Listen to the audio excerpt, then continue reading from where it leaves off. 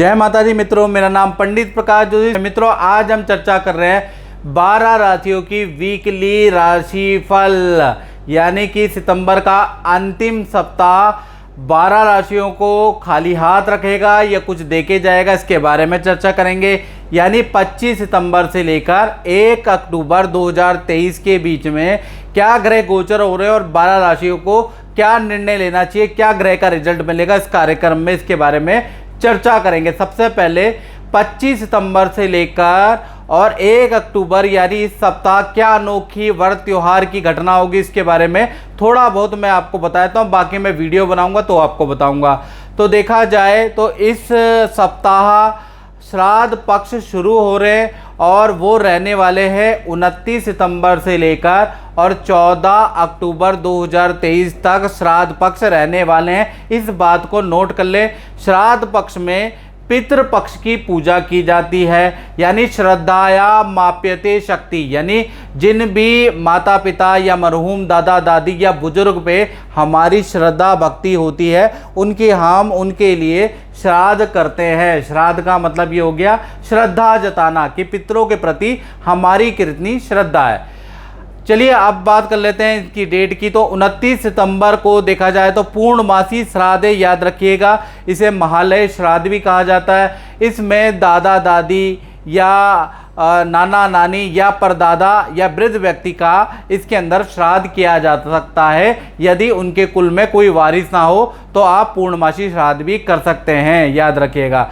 उसके बाद 30 सितंबर को देखा जाए प्रतिप्रदा श्राद्ध है और 30 सितंबर को थोड़ा कन्फ्यूजन रहेगी, इसलिए मैं आपको क्लियर कर दूं, क्योंकि 30 सितंबर को एक तो प्रतिप्रदा पड़वा का श्राद्ध है और द्वितीय का श्राद्ध भी 30 सितंबर को, यानी 12:30 बजे से पहले आप प्रतिपदा का श्राद्ध करेंगे, उसके बाद आप द्वितीय का श्राद्ध करेंगे। उसके बाद 1 अक्टूबर को देखा जाए तो 1 अक्टूबर को तृतीय श्राद्ध है, 2 अक्टूबर को देखा जाए तो चतुर्थी श्राद्ध है, 3 अक्टूबर को देखा जाए तो पंचमी श्राद्ध है। इसी तरह से 9 अक्टूबर और 10 अक्टूबर को भी आपको कन्फ्यूजन रहेगा कि एकादशी श्राद्ध कब आपको मनाना चाहिए। तो 9 और 10 दोनों दिन ही एकादशी श्राद्ध आप मना सकते हैं, याद रखिएगा।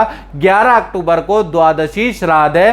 श्राद्ध याद रखिएगा सही तिथि पर ही किया जाना चाहिए, तभी पितरों तक पहुंचता है, याद रखिएगा।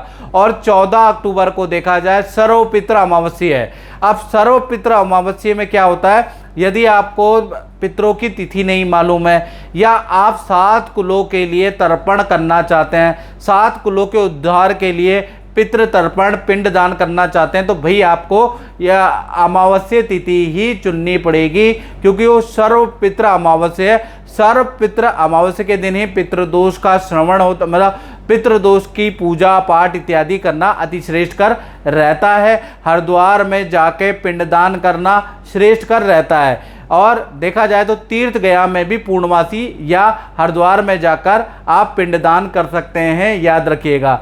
विशेष क्या है इस श्राद्ध में, यदि कोई सुहागन औरत या स्त्री मरी है या उनको मोक्ष प्राप्त हुआ है तो उनका श्राद्ध, बहुत लोगों को कन्फ्यूजन होता है, तो उनका श्राद्ध हमेशा नवमी में किया जाता है, यानी वो नवमी आ रही है 8 अक्टूबर 2023 को, याद रखिएगा। अगर कोई सुहागन व्यक्ति महिला का मोक्ष हुआ है तो याद रखिएगा।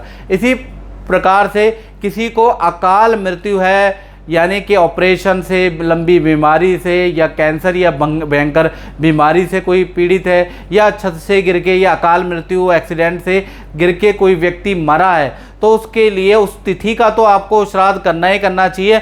और शांति के लिए चतुर्दशी तिथि का भी श्राद्ध करना है उसका, यानी 2 तिथियों में अगर आप श्राद्ध करेंगे तो काफ़ी अच्छी रहेगा।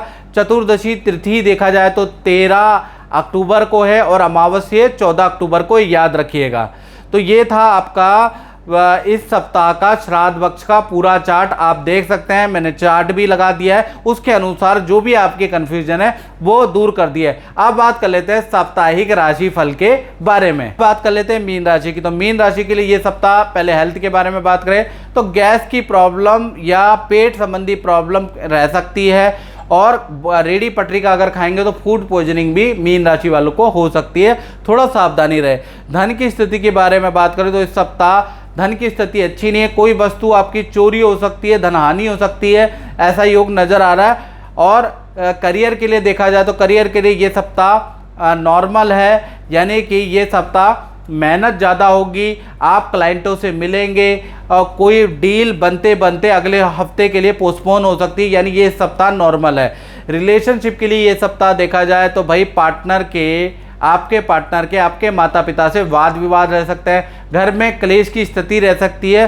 बाकी आपका और पार्टनर का रिलेशनशिप नॉर्मल है, लेकिन पार्टनर और माता पिता का परिवारजनों से आपके पार्टनर की इस सप्ताह बनने वाली नहीं है। इस सप्ताह थोड़ा सा पेशेंस से आपको काम लेना होगा रिलेशनशिप में। तो मित्रों, इस कार्यक्रम में हमने साप्ताहिक राशि फल के बारे में चर्चा करी। तो इस कार्यक्रम में मित्रों बस इतना ही, मुझे दीजिए इजाजत। जय माता दी।